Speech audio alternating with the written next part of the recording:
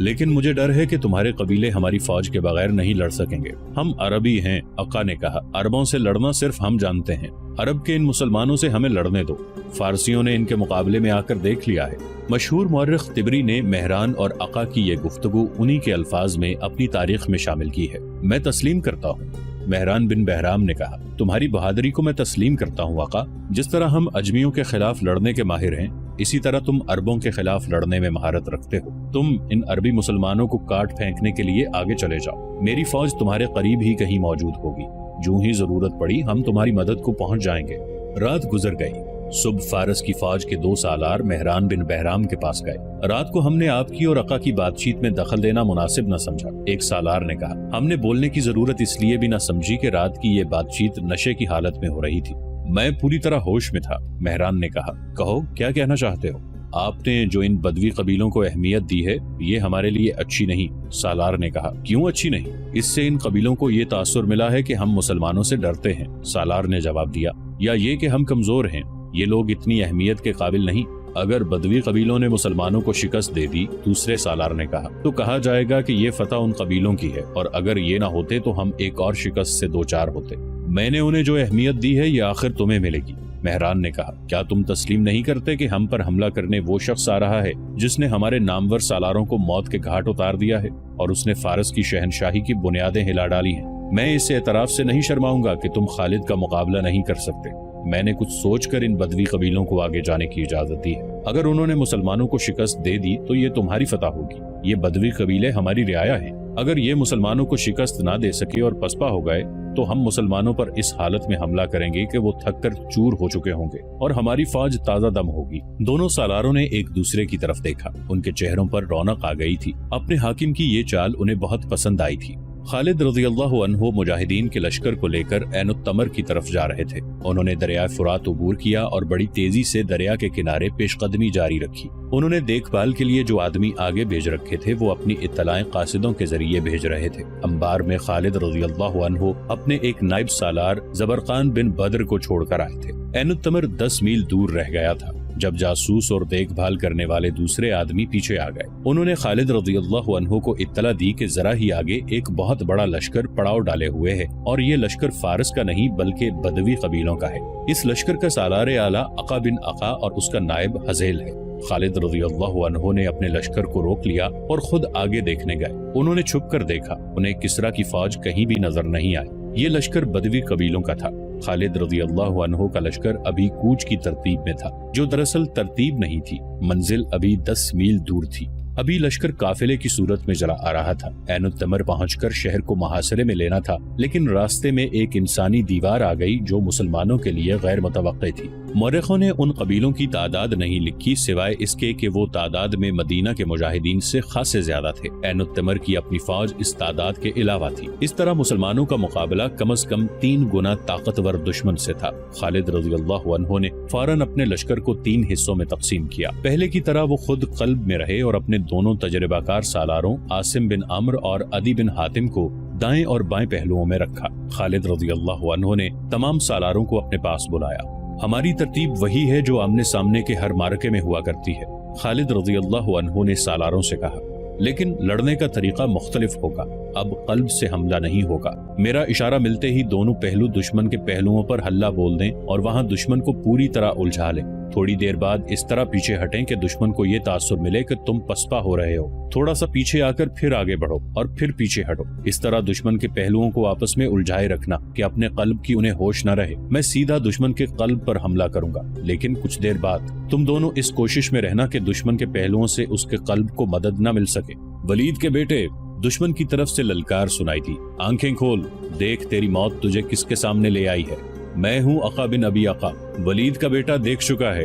خالد رضی اللہ عنہ نے گھوڑے پر سوار ہو کر اور رکابوں میں کھڑے ہو کر للکار کا جواب دیا۔ تیری مکروہ آواز سنے بغیر دیکھ لیا ہے۔ کیا کسرا کے سالاروں نے محل میں ناچنا اور گانا شروع کر دیا ہے کہ ان کی لڑائی تم لڑنے آ گئے ہو؟ ابن ولید، عقا کی للکار بلند ہوئی۔ کیا تو زندہ واپس جانے کا خواہش مند نہیں؟ میں زندہ واپس جاؤں گا، خالد رضی اللہ عنہ نے زور سے کہا۔ خدا کی قسم، تیرے سر کو تیرے جسم سے الگ کر کے جاؤں گا۔ خالد رضی اللہ عنہ اپنے سالاروں کی طرف متوجہ ہوئے۔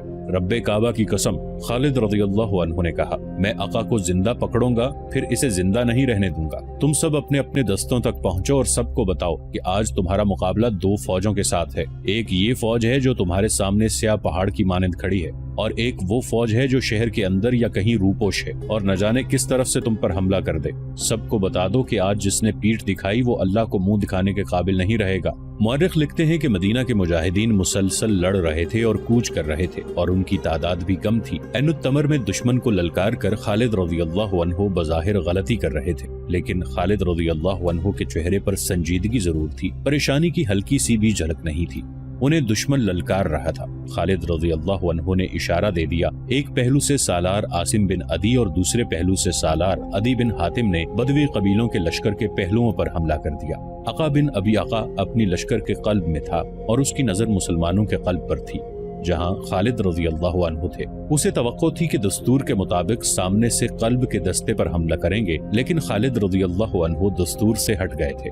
دونوں فوجوں کے پہلو جب گتھم گتھا ہوئے تو تھوڑی دیر میں اپنی اڑائی ہوئی گرد میں چھپ گئے تھے۔ اس گرد سے گھوڑوں کے ہنہنانے، تلواروں اور ڈھالوں کے ٹکرانے کی مہیب آوازیں اور زخمیوں کی کربناک صدائیں اٹھ رہی تھیں۔ ایک قیامت تھی جو گرد کے اندر بپا تھی۔ پہلوؤں کے دونوں سالاروں نے خالد رضی اللہ عنہ کی ہدایت کے مطابق اپنے دستے پیچھے ہٹائے۔ بدوی قبیلے اس خوش فہمی میں مسلمانوں کے پیچھے گئے کہ مسلمان پسپا ہو رہے ہیں۔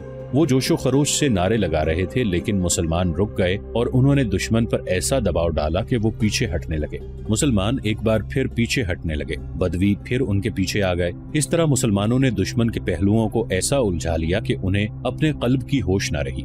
گرد اتنی زیادہ ہو گئی تھی کہ پتہ ہی نہ چلتا تھا کہ اس کے اندر کیا ہو رہا ہے۔ خالد رضی اللہ عنہ بڑی غور سے دیکھ رہے تھے۔ ان کی نظر عقا پر تھی جو مورخ بلازری اور طبری کے مطابق یہ دیکھ کر پریشان ہو رہا تھا کہ مسلمانوں کا قلب کیوں آگے نہیں بڑھتا۔ مسلمانوں کے قلب کے دستوں کا انداز کچھ ایسے ڈھیلا ڈھالا سا تھا جیسے وہ حملہ نہیں کرنا چاہتے۔ عقا بن عقا نے جب مسلمانوں کے قلب کے دستوں کو اس لا تعلقی کی سی حالت میں دیکھا تو اس نے مسلمانوں کے پہلوؤں کے دستوں کو کچلنے کے لیے قلب سے خاصی نفری اپنے پہلوؤں کی مدد کے لیے بھیج دی۔ خالد رضی اللہ عنہ اسے اسی دھوکے میں لانا چاہتے تھے جس میں وہ آ گیا۔ خالد رضی اللہ عنہ نے اپنے محافظوں کو ساتھ رکھا۔ انہیں وہ بتا چکے تھے کہ عقا کو زندہ پکڑنا ہے۔ خالد رضی اللہ عنہ نے قلب کے دستوں کو دشمن کے قلب پر حملے کا اشارہ دے دیا۔ عقا کے لیے حملہ اچانک اور غیر متوقع تھا۔ خالد رضی اللہ عنہ نے اپنے محافظوں سے عقا اور اس کے محافظوں کو گھیرے میں لے لیا۔ عقا کے محافظ بے جگری سے لڑ رہے تھے، مسلمانوں کو وہ قریب نہیں آنے دے رہے تھے۔ عقا ان کے درمیان میں تھا۔ مسلمانوں کے دستوں نے بدوی قبائلیوں کے پاؤں اکھاڑ دیے۔ عقا بھاگ نکلنے کی کوشش کر رہا تھا۔ سامنے آ عقا، خالد رضی اللہ عنہ نے اسے للکارا، تو مجھے قتل کرنا چاہتا تھا۔ بعض مورخوں نے لکھا ہے کہ خالد رضی اللہ عنہ نے کمند پھینک کر عقا کو پکڑ لیا، لیکن مورخوں کی اکثریت کی تحریروں سے پتہ چلتا ہے کہ عقا خالد رضی اللہ عنہ کی للکار پر مقابلے میں آ گیا۔ دونوں گھوڑوں پر سوار تھے۔ عقا کو تاریخ نے ماہر جنگجو اور تیغزن قرار دیا ہے۔ مستند یہی ہے کہ خالد رضی اللہ عنہ اور عقا کے درمیان بڑا سخت مقابلہ ہوا۔ خالد رضی اللہ عنہ کو اللہ کے رسول صلی اللہ علیہ وآلہ وسلم نے اللہ کی تلوار کا خطاب عطا کیا تھا۔ انہوں نے عقا کا ہر وار بچایا اور موقع کی تلاش میں رہے۔ انہیں جو ہی موقع ملا عقا کو گھوڑے سے گرا دیا۔ خالد رضی اللہ عنہ اپنے گھوڑے سے کود کر اترے۔ عقا ابھی سنبھل ہی رہا تھا کہ خالد رضی اللہ عنہ کی تلوار کی نوک عقا کے پہلو کے ساتھ لگ چکی تھی۔ اس کے ساتھ ہی خالد رضی اللہ عنہ کے 3-4 محافظوں نے برچھیوں کی انیاں عقا کے جسم کے ساتھ لگا دی۔ عقا نے ہتھیار ڈال دیے۔ اس کے کئی محافظ ہلاک اور زخمی ہو چکے تھے۔ جو بچ گئے وہ بھاگ اٹھے۔ فوراً یہ خبر بدوی قبائل تک پہنچ گئی کہ ان کا سردار اعلیٰ ہتھیار ڈال چکا ہے۔ یہ افواہ بھی پھیل گئی کہ عقا مارا گیا ہے۔ ادھر مسلمانوں کے سالار عاصم اور عدی دشمن کے پہلوؤں کے دستوں کا بہت نقصان کر چکے تھے۔ اس خبر کے ساتھ ہی کہ عقا مارا یا پکڑا گیا ہے، پہلوؤں کے سپاہی پسپا ہونے لگے۔ تھوڑی دیر تک صورتحال یہ ہو گئی کہ بدوی 1-1 2-2 عین التمر کی طرف بھاگے جا رہے تھے۔ عقا خالد رضی اللہ عنہ کا قیدی تھا، لیکن وہ پریشان نہیں تھا۔ اسے توقع تھی کہ عین التمر کی فارسی فوج اس کی مدد کے لیے پابا رکاب ہوگی اور آ ہی رہی ہوگی۔ وہ مسلمانوں کی حالت دیکھ کر خوش ہو رہا تھا۔ مسلمان تھک کر نڈھال ہو چکے تھے۔ خالد رضی اللہ عنہ نے اپنے قاصدوں کو بلایا۔ تمام سالاروں اور کمانداروں کو پیغام دو کہ بدوی لشکر کی پسپائی کو ابھی اپنی فتح نہ سمجھیں۔ خالد رضی اللہ عنہ نے اپنے قاصدوں سے کہا ابھی مال غنیمت کی طرف دیکھنا بھی نہیں، ایک اور فوج آ رہی ہے، وہ تازہ دم ہوگی، اس کے مقابلے کے لیے تیار رہو۔ یہ تو معلوم ہی نہیں تھا کہ مہران بن بہرام کی فوج کس طرف سے آئے گی، یا وہ عین التمر میں قلعہ بند ہو کر لڑے گی۔ اس فوج پر نظر رکھنے کے لیے مثنیٰ بن حارثہ اپنے چھاپہ مار دستے کے ساتھ عین التمر تک کے علاقے میں موجود اور متحرک تھا۔ اس نے خالد رضی اللہ عنہ کو بار بار یہی پیغام بھیجا تھا کہ آتش پرستوں کی فوج کہیں بھی نظر نہیں آ رہی۔ پھر اس کا یہ پیغام خالد رضی اللہ عنہ تک پہنچا کہ عقا کے قبائلی خوف و ہراس کی حالت میں بھاگ بھاگ کر عین التمر میں پناہ لے رہے ہیں۔ مثنیٰ بن حارثہ کے چھاپہ مار بھاگنے والے بدوی قبیلوں کا تعاقب کر کے انہیں مار رہے تھے۔ جب عقا کے پہلے چند ایک آدمی عین التمر میں داخل ہوئے تو انہیں مہران کے پاس لے گئے۔ تم موت سے بھاگ کر آئے ہو؟ مہران نے انہیں کہا، کیا تم نہیں جانتے کہ یہاں بھی تمہارے لیے موت ہے؟ اس نے حکم دیا، لے جاؤ ان بزدلوں کو اور انہیں قتل کر دو۔ کس کس کو قتل کرو گے؟ ایک بدوی نے پوچھا۔ پہلے عقا کو قتل کرو جس نے ہتھیار ڈال کر سارے لشکر میں بزدلی پھیلائی، دوسرے نے کہا۔ مسلمانوں نے جس طرح حملے کیے انہیں ہمارے سردار سمجھ ہی نہ سکے، ایک اور نے کہا۔ انہوں نے میدان جنگ کی صورتحال ایسے رنگ میں پیش کی کہ مہران گھبرا گیا۔ مسلمانوں کے لڑنے کے جذبے اور جوش و خروش کو انہوں نے مبالغے سے بیان کیا اور بتایا کہ اپنا جو لشکر مسلمانوں کے ہاتھوں کٹنے سے بچ گیا ہے شہر کی طرف بھاگا آ رہا ہے، تو کیا ہمارے لیے یہ بہتر نہیں ہوگا کہ ہم مسلمانوں کو وہاں لے جا کر کاٹیں جہاں ان کا دم ختم ہو چکا ہو؟ مہران بن بہرام نے اپنے سالاروں سے کہا، پھر وہ پسپا ہونے کے بھی قابل نہیں رہیں گے۔ کیا سوچ کر آپ نے یہ بات کہی ہے؟ ایک سالار نے کہا، اتنا بڑا شہر چھوڑ کر ہم چلے جائیں گے تو یہ پسپائی ہوگی، یہ کہیں گے کہ آپ پر مسلمانوں کا خوف طاری ہو گیا ہے اور آپ یہاں سے بھاگنا چاہتے ہیں۔ جو میں سوچ سکتا ہوں وہ تم نہیں سوچ سکتے، مہران نے شاہانہ روب سے کہا۔ میں یہاں کا حاکم ہوں، جاؤ میرے اگلے حکم کا انتظار کرو۔ سالار خاموشی سے چلے گئے۔ وہ سالار تھے، شہر کا دفاع ان کی ذمہ داری تھی۔ وہ مسلمانوں کو شہر پیش کرنے کی بجائے لڑ کر مرنا بہتر سمجھتے تھے۔ انہوں نے آپس میں طے کر لیا کہ وہ مہران کا یہ حکم نہیں مانیں گے، لیکن میدان جنگ سے بھاگ کر آنے والے بنی تغلب، نمر اور ایاد کے آدمی ٹولیوں میں شہر کے دروازے میں داخل ہو رہے تھے۔ وہ 10 میل کی مسافت طے کر کے آئے تھے جو انہوں نے خوف اور بھگدڑ کی کیفیت میں طے کی تھی۔ ان میں بعض زخمی تھے، کاٹ دیا، سب کو کاٹ دیا۔ وہ گھبراہٹ کے عالم میں کہہ رہے تھے، ان کا مقابلہ کوئی نہیں کر سکتا، بڑے زبردست ہیں۔ عقا بن ابی عقا مارا گیا ہے۔ وہ شہر پر خوف طاری کر رہے تھے۔ حذیل لاپتہ ہے، دروازے بند کر دو، بعض چلا رہے تھے، وہ آ رہے ہیں۔ مورخوں نے لکھا ہے کہ زرتشت کے پجاریوں پر پہلے ہی مسلمانوں کی دہشت طاری تھی۔ مسلمانوں نے ان کے بڑے نامور سالار مار ڈالے تھے۔ اب عین التمر والے اپنی آنکھوں سے دیکھ رہے تھے کہ یہ جنگجو قبیلے کس حالت میں واپس آ رہے ہیں۔ دیکھتے ہی دیکھتے اس شہر پر خوف و ہراس طاری ہو گیا۔ شہر میں جو فوج تھی اس کی ذہنی حالت ایسے کمزور بزدل کتے جیسی ہو گئی تھی جو دم پچھلی ٹانگوں میں دبا لیا کرتا ہے۔ ان کے سالاروں نے جب اپنی فوج کو اس ذہنی کیفیت میں دیکھا تو انہیں شہر کے حاکم اور سالار اعلیٰ مہران کے اگلے حکم کی ضرورت نہ پڑی۔ انہیں یہ بھی اطلاع ملی کہ مہران خزانہ مدائن بھجوا رہا ہے اور شہر کے لوگ بھی اپنے اموال چھپا رہے تھے یا ساتھ لے کر شہر سے نکل رہے تھے۔ خالد رضی اللہ عنہ کے فن حرب و ضرب کا کمال یہ تھا کہ انہوں نے میدان جنگ میں تو دشمن کو شکست دی ہی تھی، دشمن کو انہوں نے نفسیاتی لحاظ سے اتنا کمزور کر دیا تھا کہ اس کے لڑنے کا جذبہ مجروح ہو گیا تھا۔ آتش پرستوں کی نفسیاتی کیفیت تو یوں ہو گئی تھی کہ خالد رضی اللہ عنہ کا یا مسلمانوں کا نام سن کر ہی وہ پیچھے دیکھنے لگتے تھے کہ کمک آ رہی ہے یا نہیں، یا پسپائی کا راستہ صاف ہے یا نہیں۔ پھر وہ وقت جلدی آ گیا جب میدان جنگ میں لاشیں اور بے ہوش زخمی رہ گئے اور انہیں کچلنے کے لیے وہ گھوڑے رہ گئے جو سواروں کے بغیر بے لگام دوڑتے پھر رہے تھے۔ بدوی قبیلے اپنے سرداروں کے بغیر عین التمر جا پہنچے اور شہر کے دروازے بند کر لیے۔ انہوں نے شہر میں وابیلا بپا کیا کہ مہران کی فوج وعدے کے مطابق ان کی فوج کی مدد کے لیے نہیں آئی، لیکن وہاں ان کا وابیلا سننے والا کوئی نہ تھا۔ خوف و ہراس کے مارے ہوئے شہری تھے جو بھاگ نہیں سکتے تھے۔ مہران بن بہرام اپنی فوج سمیت شہر سے جا چکا تھا۔ وہ فوج کو مدائن لے کر جا رہا تھا۔ وہ عقا اور حذیل اور دوسرے قبائلی سرداروں کو کوس رہا تھا۔ دشمن کا تعاقب کرو۔ خالد رضی اللہ عنہ نے اپنی سپاہ کو حکم دیا، زخمیوں کو سنبھالنے کے لیے کچھ آدمی یہیں رہنے دو اور بہت تیزی سے عین التمر کا محاصرہ کر لو۔ عین اس وقت مثنیٰ بن حارثہ گھوڑا سرپٹ دوڑاتا آیا اور خالد رضی اللہ عنہ کے پاس گھوڑا روک کر اترا۔ وہ خالد رضی اللہ عنہ سے بغلگیر ہو گیا۔ ولید کے بیٹے مثنیٰ نے کہا، قسم رب العالمین کی، دشمن عین التمر سے بھاگ گیا ہے، کیا تیرا دماغ اپنی جگہ سے ہل تو نہیں گیا؟ خالد رضی اللہ عنہ نے پوچھا۔ یوں کہہ کہ دشمن میدان چھوڑ کر بھاگ گیا ہے۔ मुसन्ना बिन खारिसा ने खालिद रज़ी अल्लाह अन्हु को बताया कि उसने जो जासूस ऐन तिमर के इर्द गिर्द भेज रखे थे, उन्होंने इत्तला दी है कि फारस की जो फौज शहर में थी शहर से निकल गई है। क्या तू नहीं समझ सकता कि ये फौज हमारे अक़ब पर उस वक्त हमला करेगी जब हम ऐन तिमर को मुहासरे में लिए हुए होंगे? खालिद रज़ी अल्लाह अन्हु ने कहा। इब्ने वलीद, मुसन्ना ने कहा, मेहरान अपनी फौज के साथ जा चुका है। अगर वो फौज यहाँ कहीं छुपी हुई होती तो मेरे छापामार उसे चैन से न बैठने देते। आगे बढ़ और अपनी आंखों से देख, ऐन तिमर तेरे कदमों में पड़ा है। ये खबर जब मुजाहिदीन के लश्कर को मिली तो उनके जिस्म जो थकन से टूट रहे थे तरोताजा हो गए। उन्होंने फतह व नुसरत के नारों की गर्ज में ऐन तिमर तक के 10 मील तय कर लिए। मुसन्ना के जो आदमी पहले ही वहाँ मौजूद थे, उन्होंने बताया कि शहर के तमाम दरवाजे बंद हैं। खालिद रज़ी अल्लाह अन्हु के हुक्म से शहर का मुहासरा कर लिया गया। बदवी ईसाई और उनके दीगर साथी जो शहर में पनाह लेने आए थे मुकाबले पर उतर आए। उन्होंने शहर पनाह के ऊपर जाकर मुसलमानों पर तीर बरसाने शुरू कर दिए। अक़ा बिन अबी अक़ा और तमाम जंगी कैदियों को आगे लाओ। खालिद रज़ी अल्लाह अन्हु ने हुक्म दिया। जरा सी देर में तमाम बदवी कैदियों को सामने ले आए। खालिद रज़ी अल्लाह अन्हु ने अक़ा को बाजुओं से पकड़ा और उसे इतनी आगे ले गए जहां वो शहर पनाह से आने वाले तीरों की जद में थे।